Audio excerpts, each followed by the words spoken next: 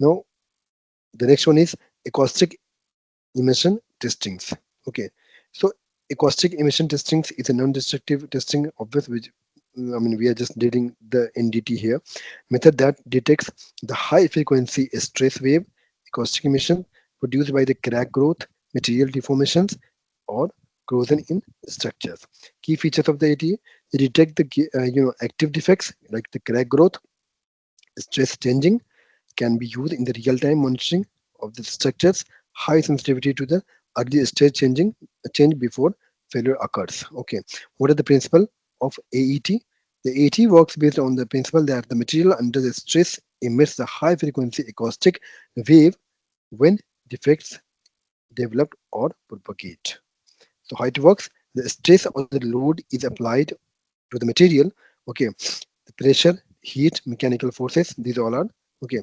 The cracks, corrosion, or defects release a sudden energy in the form of the elastic waves known as the acoustic emissions. Okay, so sensor, the piezoelectric transducer placed on the material detect these waves, and the amplitude, frequency, and the localization location of the emission are analyzed to determine the damage severity and localization. So what we do, that we just apply loading. Due to loading, that we would having a stress, and due to stress, if they are having any crack, any defect, the defect will basically will release the energy, certain release in energy when we apply the load, and that energy released by the defect is known as elastic waves, and that elastic wave is known as acoustic emissions, and that waves would be recorded over the sensor, or you can say the transducer, and that material detect the sensor, you can say the transducer will record the waves, and with the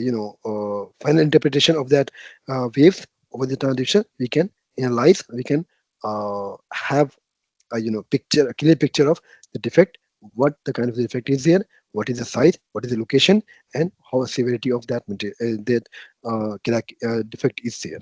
Okay, so this is basically, you can say, a very genuine to the mechanical engineering, right?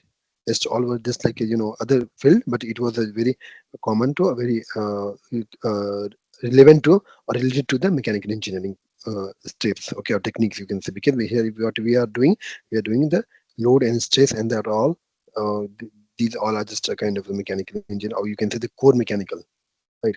What are the key components of the AET? The acoustic sensors, they detect the emits the stress waves. uh, Preamplifiers, they amplify the weak signal for the better detections, because the signal, the wave that we are getting, you can say acoustic wave, that are of not having other high frequency or high, they are basically very weak signals. So for that we must have been requiring an amplifier, so that they can amplify for a better result. Okay, the data acquisition systems, they collect and the process the signals. Okay, analyzing the software determines the defect localization and severities. Okay, so types of the acoustic AET methods. What are the different types of? The first one is the passive, second one is the active, and third one is the locational ACT, and fourth one is the continuous ACT. Right, these all are the types of four types of AET. So in first, the passive, what we do, the monitor natural acoustic emissions over the times. We talk about the active, that applies the external load to trigger emissions. And if we talk about locational ACT, determines the exact defect position using the multiple sensors. And we talk about the continuous ACT, the long-term monitoring of material under the constant stress. These are all this application, what the kind of the crack, and at where we can apply that. We can